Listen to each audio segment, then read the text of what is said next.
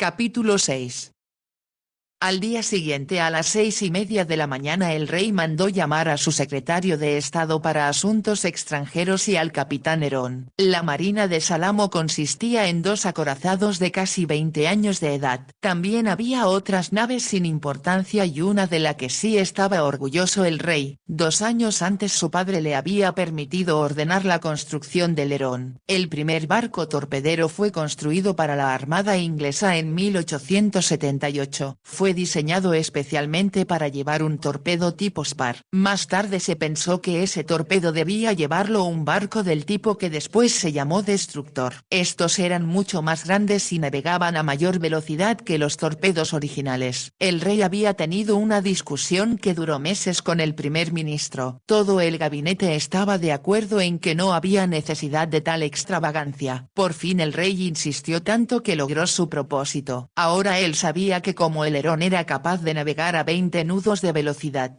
era el más indicado para llegar a Londres antes que los rusos pudieran llevar a cabo su plan de casar a la princesa con uno de los suyos. El rey terminó de vestirse y de desayunar a las 7 de la mañana. El secretario de Estado llegó muy preocupado. El rey lo recibió en sus habitaciones privadas. ¿Hay algún problema, Majestad?, preguntó el secretario. Uno muy serio, respondió el rey. Él siempre había pensado que aquel hombre era un poco más inteligente que el resto del gabinete. También era más joven. El rey le comunicó en pocas palabras lo que había sucedido la noche anterior. Yo no tenía la menor idea de que las cosas estuvieran tan mal en Cabolana, exclamó el secretario de Estado. No solo están mal, sino que la situación es peligrosa para nosotros, informó el rey. El secretario de Estado lo miró sin comprender y el rey explicó. Si los rusos se apoderan de Cabolana, cosa que tienen toda la intención de hacer, eso querrá decir que tendrán el acceso al mar que siempre han deseado. No pasará mucho tiempo antes que nosotros también perdamos nuestro país ante ellos. ¿De veras piensa que es tan peligroso?, preguntó el secretario de Estado.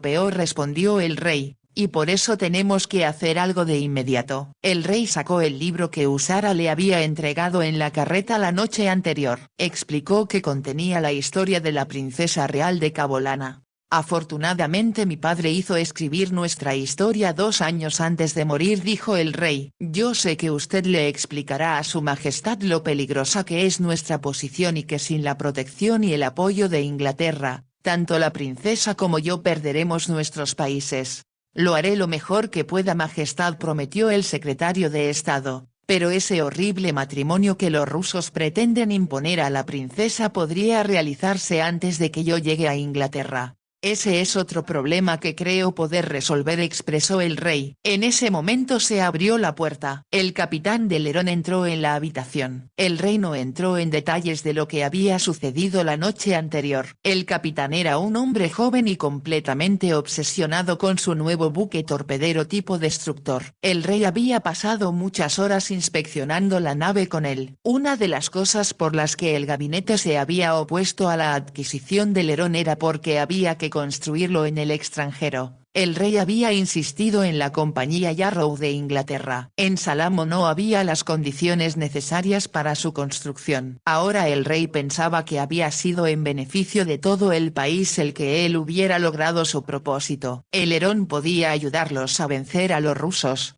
«Llevará usted al secretario de Estado a Londres», ordenó el rey al capitán, «y lo hará sin detenerse en puerto alguno. A no ser para cargar combustible si fuera necesario. Tiene que hacer el viaje a la mayor velocidad posible. Le puedo asegurar que si falla es muy probable que perdamos el país ante los rusos». «Lo lograremos, majestad», dijo el capitán. «Todos los miembros de la tripulación se sentirán orgullosos de tan importante misión». El rey miró el reloj. «Tiene usted media hora para partir», le dijo el rey al secretario de Estado. «Un carruaje lo estará esperando para llevarlo al puerto». Entonces se volvió hacia el capitán. «Comience a calentar las máquinas de inmediato», ordenó él, «y confío en que usted rompa las marcas establecidas de velocidad». «Lo haremos, majestad», aseveró el capitán con una sonrisa. Entonces hizo una reverencia y salió de la habitación. El rey le dijo al secretario de Estado. Comprenderá que no hay tiempo para que usted pueda traer personalmente las noticias que espero que sean buenas. Tendrá que utilizar el cable que pasa por la embajada inglesa en Sofía. El secretario de Estado asintió y el rey continuó.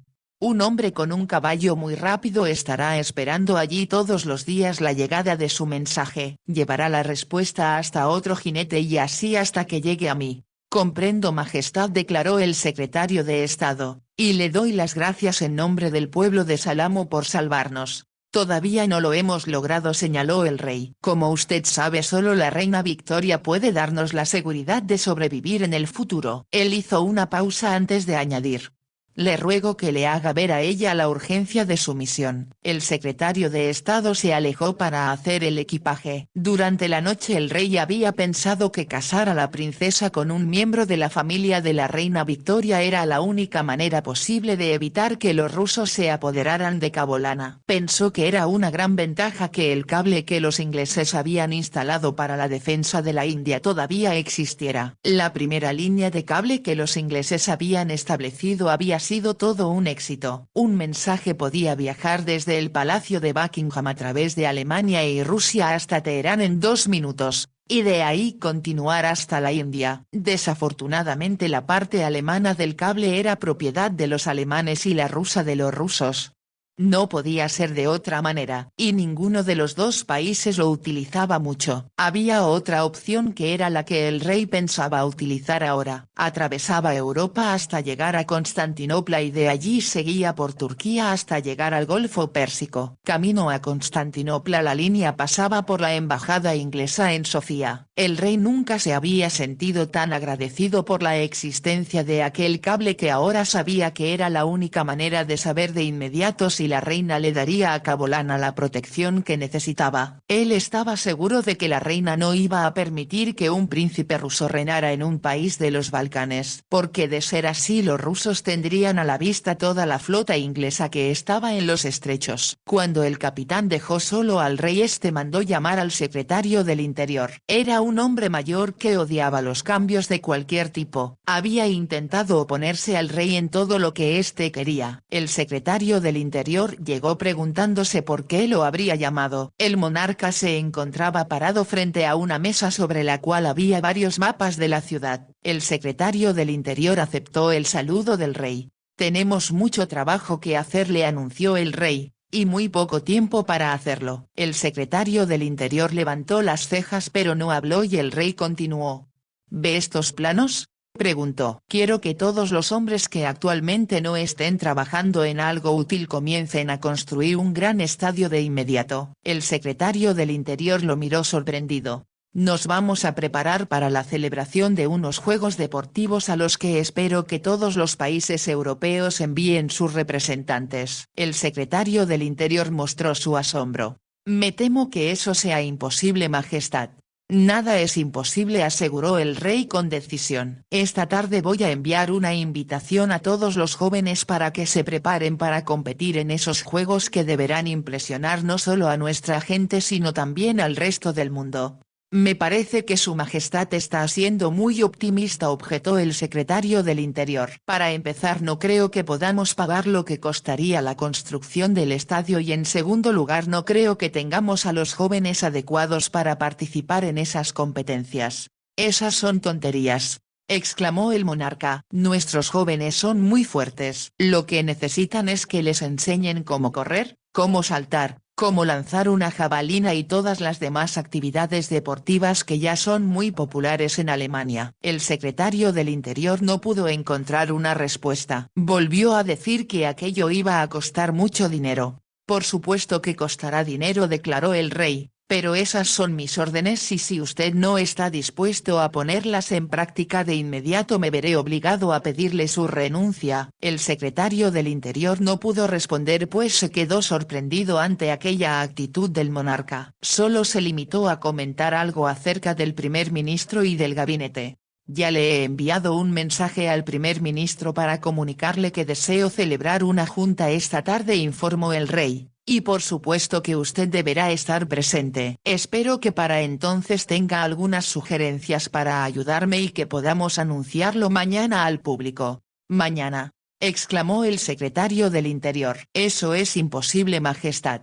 Nada es imposible, repitió el rey. Yo hablaré con mi gente y le diré lo importante que esto es para mí. El secretario del Interior se alejó pensando que debía estar dormido y teniendo una pesadilla. El rey guardó sus planos.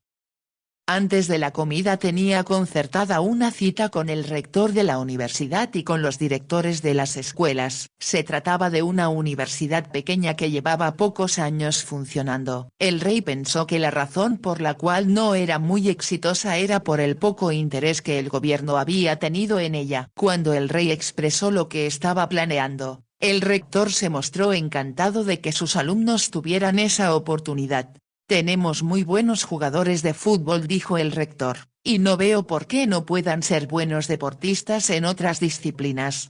Eso es lo que yo deseo, anunció el rey, y recuerde que habrá un público que espera divertirse. Después repitió casi lo mismo en la junta de aquella tarde con el gabinete. Desde el momento en que sus ministros entraron, el rey percibió su hostilidad. Colocó sus planos delante de ellos. También añadió que antes de la celebración de los Juegos había que asegurarse de que hubiera suficientes hoteles para albergar a todos los visitantes. Me parece que es muy poco probable que los habitantes de los Balcanes se interesen, comentó el primer ministro. Los demás países del Mediterráneo siempre nos han ignorado.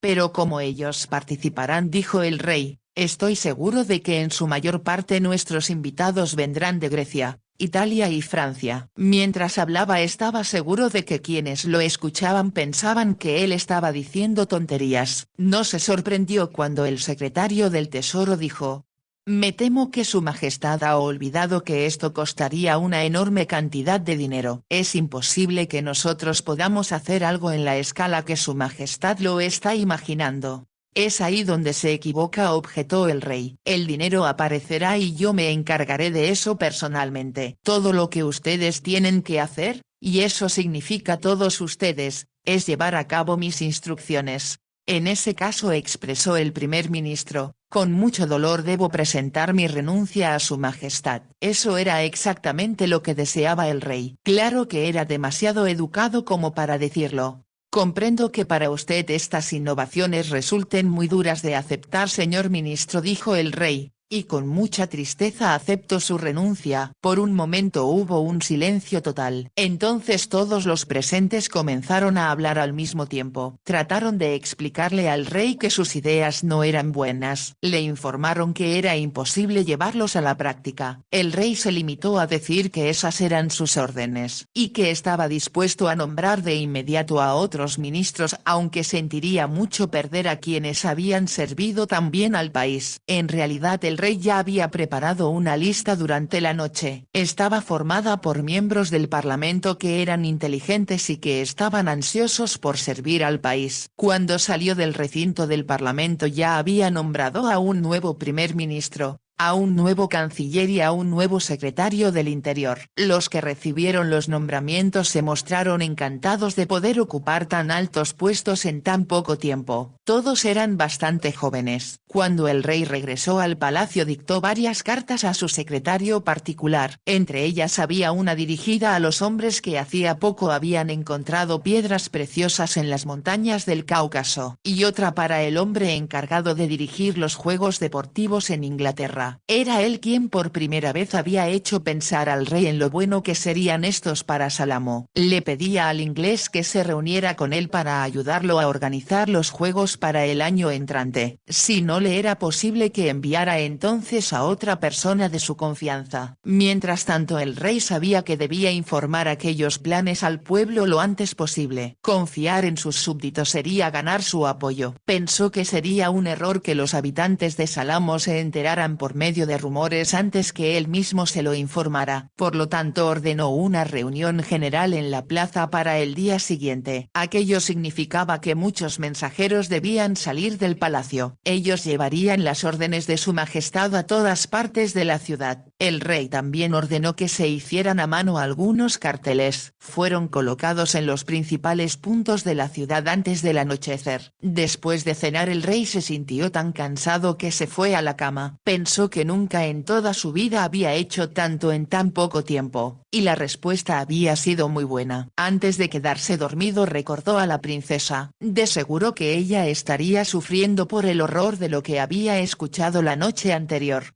Mañana muy temprano iré a consolarla, se dijo el rey antes de quedarse dormido. Cuando llegó a la bahía a la mañana siguiente la princesa ya lo estaba esperando. Ella se levantó con rapidez de la roca donde estaba sentada y corrió hacia él. ¿Qué ha sucedido? ¿Qué ha estado haciendo usted?, preguntó la princesa. Tenía miedo de que se hubiera olvidado de mí. El rey sonrió. Usted sabe que no lo haría. Espero que apruebe lo que se ha hecho y debemos mantener cruzados los dedos para que todo resulte como yo lo espero y deseo. Él le informó todo lo que había planeado y que el Herón ya se encontraba camino a Londres. ¿De veras cree usted que su majestad me va a enviar un príncipe inglés?, preguntó ella un tanto nerviosa. Estoy seguro de que lo hará si es humanamente posible, respondió el rey para tranquilizarla. Pero todos han estado diciendo que ella ya no tiene más nietos ni parientes cercanos, señaló la princesa. A ella la llaman la casamentera de Europa, respondió el rey, pues ya ha arreglado 24 matrimonios, así que nosotros haremos que sean 26. La princesa sonrió. Estoy seguro de que dada la actitud de la reina cuando los rusos trataron de tomar Constantinopla, continuó diciendo el rey, y la furia que mostró por la manera como ellos se portaron con el príncipe Alejandro, ella hará todo cuanto esté en sus manos para salvarnos de los rusos. ¿Cómo es posible que ellos puedan pensar en algo tan perverso como obligarme a casar con un príncipe ruso utilizando la tortura si es necesario?, murmuró la princesa. Olvídelo, sugirió el rey, pero en caso de que la respuesta de Inglaterra no llegara a tiempo ya tengo un plan para salvarla. ¿Cuál es?, preguntó la princesa. El rey puso su mano sobre la de ella. No voy a preocuparla por más cosas ahora, indicó. Usted me prometió que iba a confiar en mí y eso es lo que tiene que hacer. Yo sí confío en usted, aseveró la princesa, pero tengo miedo. Mucho miedo. Por supuesto que sí, respondió el rey. Pero hasta ahora ha tenido mucha suerte. Piense en lo afortunados que fuimos al escuchar qué es exactamente lo que ellos están planeando hacer. De no haber sido así, de todas maneras yo hubiera enviado a mi secretario de Estado a Londres, pero no hubiera sabido cuán urgente era hacerlo. Entonces yo me hubiera encontrado casada sin haber tenido la menor idea de lo que iba a ocurrir, murmuró la princesa. La voz pareció quebrársele y el rey se dio cuenta de que ella estaba temblando. Pero ahora eso ya no va a ocurrir, dijo el rey, así que sonría y ayúdeme a planear los juegos deportivos en los que su país deberá participar. Él sabía que la princesa quería decir que cualquier cosa podría suceder antes de aquella fecha, pero se puso a escuchar atentamente los planes de él. También hizo algunas sugerencias que a él le parecieron acertadas e inteligentes. Una hora más tarde él dijo: ahora debo marcharme. Tengo una junta a las 10 y si deseo que la gente haga las cosas muy rápido yo debo hacer lo mismo. ¿Cuándo lo volveré a ver?, preguntó la princesa. Mañana a la misma hora, respondió el rey. Por lo menos podemos tener las primeras horas de la mañana para nosotros solos. A la mayoría de mis ministros les disgusta levantarse temprano, porque son muy viejos, comentó la princesa. Cómo me gustaría poderme deshacer de los míos. Yo creo que un buen número de ellos ya está bajo el control de los rusos, declaró el rey. Tendremos que hacerlo renunciar tan pronto como sepamos que contamos con la ayuda y la comprensión de la reina. Espero que ella le envíe una esposa que sea bonita, dijo la princesa. Tengo la idea de que si es fea va a pasar mucho tiempo sola. Tengo la intención de ser un esposo perfecto y de portarme muy bien, indicó el rey. La princesa rió. ¿Y qué hará cuando vea a una chica encantadora? Pues tendré que usar lentes oscuros o controlarme, respondió el rey. Después de todo ya me estoy poniendo viejo y debo tratar de comportarme con toda propiedad. La princesa rió una vez más. Usted sabe lo aburrido que eso va a ser. Supongo que yo tendré que consolar a su esposa, que a su vez hará lo mismo conmigo, ya que mi esposo de seguro hubiera preferido casarse con una inglesa. Ahora está siendo absurda, objetó el rey. Cualquiera que se case con usted será un hombre muy afortunado. ¿Lo dice en serio?, preguntó la princesa. Ella lo miró mientras hablaba. Se veía más bien pequeña y un tanto patética. De pronto él puso su mano sobre el hombro de la princesa. Quiero que cada noche usted rece para que su esposo resulte ser el hombre de sus sueños. Después de todo tendrá que verlo tarde o temprano cuando él venga a Inglaterra para conocer a una de las chicas más bellas que Europa ha producido. La princesa lo escuchó como si estuviera hipnotizada. Entonces se volvió hacia el otro lado. Usted está tratando de que todo esto parezca un cuento de hadas, dijo ella. Sabe tan bien como yo que será una tortura tener que casarnos con alguien que solo desea la mitad de nuestro trono y no a nosotros. El rey sabía que aquello era cierto pero no quería pensar en eso. Ya le he dicho lo que tiene que hacer, expresó él de inmediato, y los milagros sí suceden. No en la vida real, declaró la princesa con voz casi inaudible. Parecía tan infeliz mientras hablaba que el rey sintió deseos de consolarla con sus brazos. Pero se dijo que aquello sería un error muy grande. Desde el primer momento en que se conocieron ella había dicho de manera muy clara que no tenía el menor deseo de casarse con él. Aún más, ella casi lo odiaba por su mala reputación. Ahora se apoyaba en él porque no tenía en quién más. Los dos compartían el mismo miedo por los rusos. Sería un error que lo que ahora era una amistad encantadora se convirtiera en otra cosa. Ningún esposo inglés toleraría aquello. El rey pensó que si la reina le proporcionaba esposa, esta no iba a tolerar que él se relacionara de manera muy íntima con la soberana del país vecino. Montó en su caballo. Hasta luego, Beria, expresó él. La veré mañana temprano y siga sonriendo. Se ve muy bien cuando lo hace. Entonces el rey se alejó. Al llegar al final de la bahía se volvió para despedirse agitando su mano. Le pareció otra vez que la princesa, de pie allí y sola, se veía muy pequeña y patética. Es apenas una niña, pensó. Estoy seguro de que si los rusos no quisieran apoderarse de su país ella hubiera gobernado de manera muy eficiente. Entonces pensó que Beria era demasiado joven como para poder reinar sola. Por supuesto que su gabinete tenía razón al decir que ella necesitaba un esposo. Pero al hacerlo iba a dejar entrar a los rusos. Estos siempre estaban deseosos de tener más tierras y más gente oprimida. Como el rey se encontraba tan ocupado con su nuevo gabinete y con los planes para los juegos, no podía pasar mucho tiempo con Beria. Pero se reunían todas las mañanas. Ella le contaba con detalle lo que estaba ocurriendo en Cabolana. A finales de la primera semana el rey estaba convencido de que casi la mitad del gabinete de ella estaba ya del lado de los rusos. Sin embargo, nada había que él pudiera hacer al respecto. Al comienzo de la tercera semana después de la partida del secretario del Exterior, Beria le dijo al rey: supongamos que no recibimos un mensaje de parte de su majestad hasta después de que el príncipe ruso haya llegado. Por lo que ellos dijeron, yo deduzco que él estará aquí el 6 de junio. Si todavía no hemos recibido algún comentario de Inglaterra, yo me suicido antes que casarme con un ruso. El rey extendió su mano para cubrirla de ella.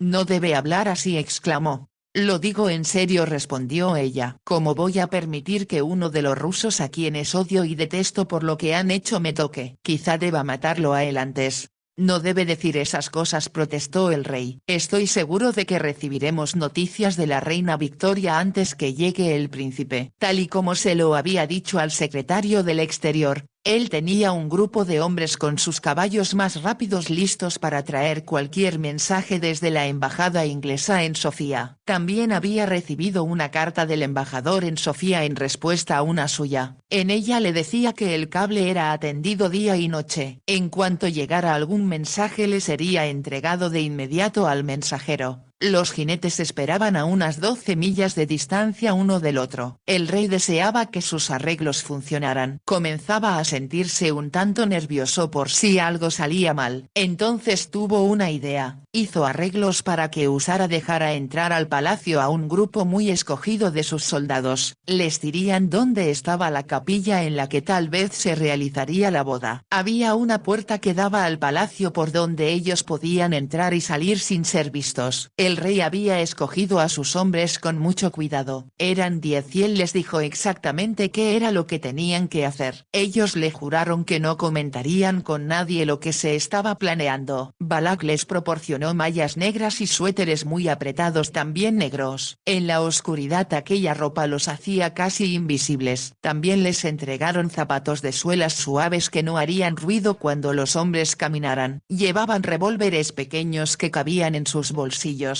Nadie se daría cuenta de que iban armados. El rey tenía planos del palacio y de la capilla. Se trataba de una capilla bastante pequeña que solo era utilizada cuando moría un rey. Su cuerpo era tendido allí antes de ser llevado a la catedral. En realidad era bastante atractiva. Tenía un altar de piedra, una cruz de oro y 6 velas.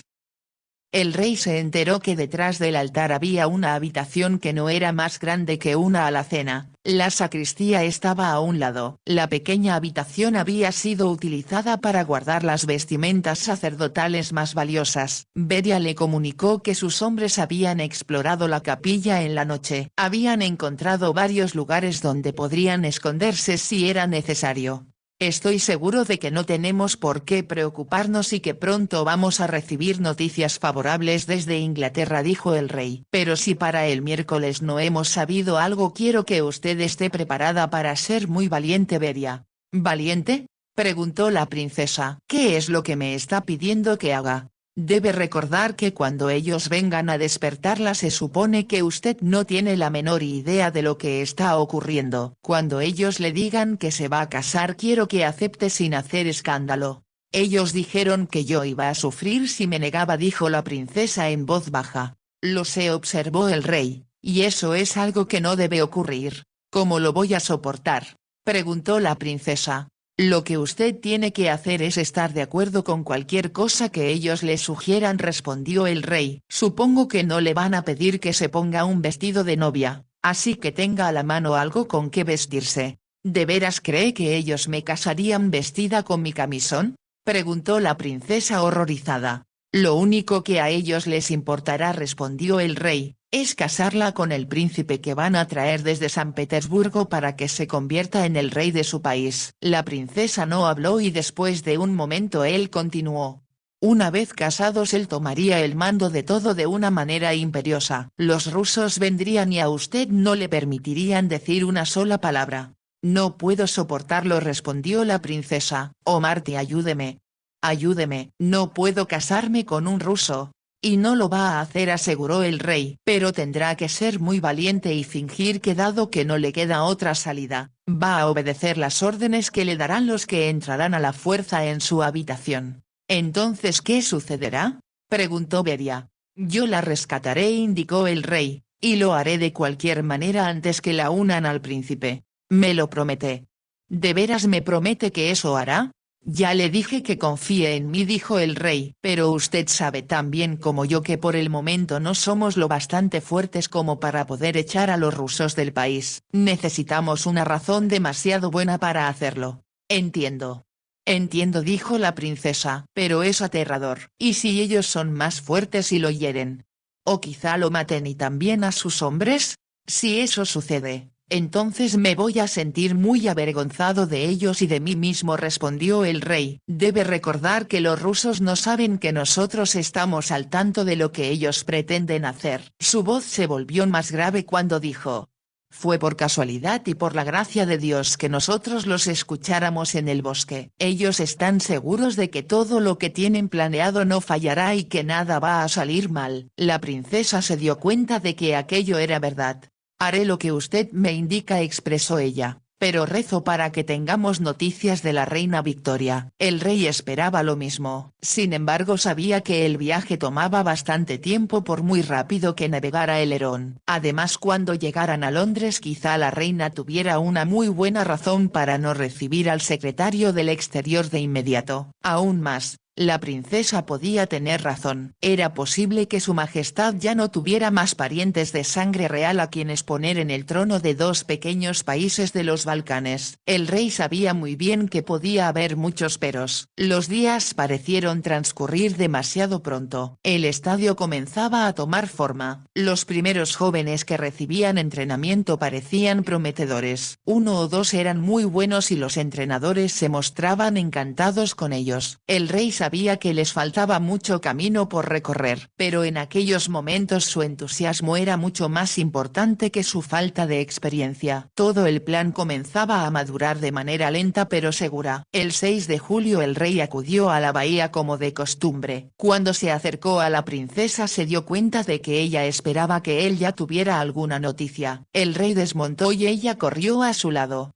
¿Qué ha ocurrido?, preguntó ella. ¿Ha tenido noticias? Me temo que no, respondió el rey. ¿Qué ha salido mal? ¿Por qué su majestad ni siquiera ha respondido?, preguntó Beria. Me temo que a su majestad le es difícil encontrar al príncipe y a la princesa que nosotros tanto necesitamos, dijo el rey. Los dos callaron. Entonces la princesa preguntó: ¿tengo que soportar todo eso esta noche? Ya lo hemos estudiado varias veces, respondió el rey. Si usted hace exactamente lo que yo le digo, le prometo que todo saldrá bien y sin dificultades. ¿No se olvidará de mí en el último momento?, preguntó ella. Eso es imposible, respondió el rey. Usted y yo hemos sido muy hábiles hasta este momento y todo ha funcionado exactamente como yo lo esperaba. Él suspiró y después continuó: el problema es que no ha habido suficiente tiempo como para recibir una respuesta de Inglaterra. Estoy seguro de que mi ministro les ha dicho lo importante que es nuestra petición. Importante para nosotros pero no para alguien más, comentó la princesa con decepción. Pase lo que pase, dijo el rey con calma, yo sé que usted se comportará de la manera como sus antepasados hubieran querido que lo hiciera. Usted tiene sangre real en las venas y recuerde el valor con el cual los franceses se enfrentaron a la guillotina. La princesa rió, aunque en realidad sentía deseos de llorar. Por lo menos a mí no me van a guillotinar, expresó ella. Yo la rescataré en el último momento, aseguró el rey. Tiene que prometerme que confiará en mí. Le juro que estaré allí, pero usted solo me verá hasta el último momento. Siguieron hablando durante un rato, pero el rey sabía que la princesa se sentía asustada e infeliz. Él regresó a su palacio. Cuando se dirigió otra vez a Cabolano no lo hizo a caballo sino dentro de un carruaje cerrado. El caballo era conducido por Balak. Ya era tarde y había muy poca gente en las calles. El rey sabía que para entonces la princesa debía estar en la cama. Estaría temblando y esperando a que se abriera la puerta. El rey deseó estar con ella, pero eso no era parte de su plan. Sabía que los 10 soldados que él había escogido ya estaban dentro de la capilla. Se hallaban escondidos en una tumba muy grande cuya llave les había entregado Usara. Los rusos no tenían la menor idea de que alguien estaba al tanto de la manera en que pensaban doblegar a la princesa. El rey suponía que los enemigos no llevarían a más de 6 u 8 soldados que los escoltarían. El resto de la comitiva estaría formada por la princesa, los rusos que lo habían planeado todo y el sacerdote. Quizá el alcalde los dejara entrar al palacio cuando en su mayoría los sirvientes ya se hubieran retirado. Entonces él los llevaría hasta la habitación de la princesa. Balak se detuvo ante una puerta en la pared del palacio. La princesa le había dicho que siempre estaba cerrada por dentro, por lo que no era necesario tener allí un guardia. Usara también les había entregado aquella llave. El rey, vestido completamente de negro, se bajó del carruaje, entró por dicha puerta y llegó hasta el portón de la capilla. Observó con cuidado pero no había nadie. Estaba seguro de que a la princesa la iban a llevar hasta allí por dentro del palacio. El rey entró en la capilla y cerró el portón. Sabía que sus hombres se encontraban en la tumba. No había señales de nadie. Las velas estaban encendidas y se percibía un leve aroma a incienso. No había flores. Eso le hizo saber al rey que los rusos pensaban que su secreto no había sido revelado. Nadie en el palacio sabía lo que estaba ocurriendo excepto quienes conspiraban con ellos. El rey pasó detrás del altar y se metió en el pequeño cuarto. Manteniendo la puerta de este ligeramente abierta podía ver que la entrada de la capilla daba al palacio. Por un momento el rey cerró sus ojos y rezó para que todo resultara bien. que el bien triunfara sobre el mal. En el piso superior la princesa escuchó que la puerta de su habitación se abría poco a poco. Se puso tensa, pero mantuvo cerrados los ojos. Debía hacer creer a los rusos que estaba dormida. Entonces se dio cuenta de que había un hombre a cada lado de la cama. Uno de ellos, que hablaba el idioma de Cabolana con acento ruso, dijo: «Despierte, Alteza». Ella abrió los ojos. En la habitación solo estaban los dos rusos. Uno de ellos tenía una vela encendida en la mano. «¿Qué sucede? ¿Qué está pasando?», preguntó ella. «Nada», respondió el otro ruso, «pero usted tiene que acompañarnos». «¿Por qué?». «¿Para qué?», objetó la princesa con la mayor naturalidad que pudo hacerlo. «Abajo hay alguien que espera verla», respondió el ruso. «¿A estas horas de la noche?», exclamó la princesa. «Por supuesto que no pienso ver a nadie. Informen a quien quiera que sea que lo veré en la mañana». El ruso sacó un revólver de su bolsillo. «Vendrá con nosotros», ordenó. La princesa se sentó en la cama y respiró profundo.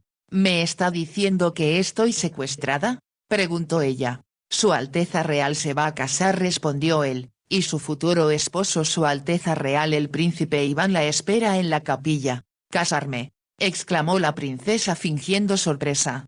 «No hay tiempo para discutirlo», dijo el ruso con voz dura. «Salga de la cama y venga con nosotros o la llevaré en brazos». La princesa temió que aquel hombre la llevara por la fuerza así como estaba, vestida solo con su camisón. Se levantó de la cama. Usara había dejado su bata sobre una silla. Estaba confeccionada con satén blanco muy grueso y adornada con encajes. La princesa se la puso, la abotonó hasta el cuello y ató la cinta azul alrededor de la cintura. Entonces metió los pies en un par de zapatillas también de satén. Cuando estuvo vestida, el ruso que sostenía la vela se paró junto a la puerta. El hombre con el revólver caminaba detrás de ella. No era necesario indicarle el camino hasta la capilla, conocía el camino muy bien. Dentro de su corazón la princesa rezaba para que todo saliera bien. Esperaba que el rey la rescatara como había prometido hacerlo. Pero tenía miedo, mucho miedo. Y sintió todavía más cuando al entrar en la capilla vio a 4 rusos, ahora eran 6 contando a los 2 que venían con ella. Había otro hombre parado frente al altar. La princesa comprendió que aquel era el príncipe. Ella se lo había imaginado joven, pero era un hombre de mediana edad y bastante feo. Tenía una cicatriz en el rostro. La princesa supuso que él había sido un guerrero y lo habían escogido porque sería capaz de gobernar a Cabolana con mano de hierro. Ella recorrió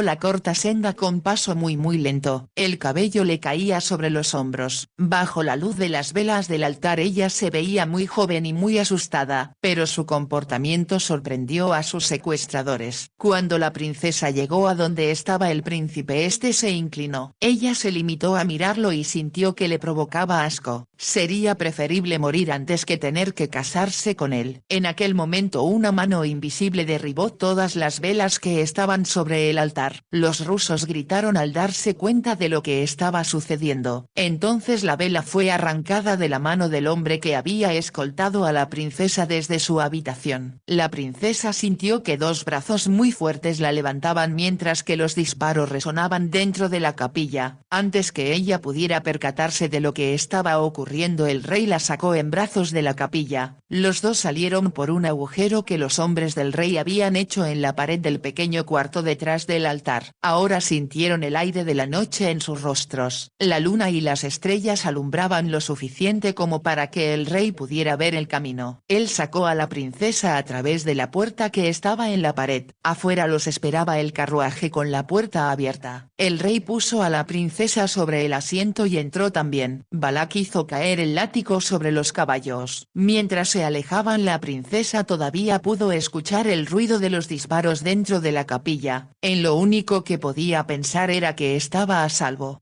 «Me ha salvado, me ha salvado», exclamó ella y se arrojó sobre el rey. Él la cubrió con sus brazos. Entonces cuando ella lo miró, los labios de él se posaron sobre los de ella y los mantuvieron cautivos.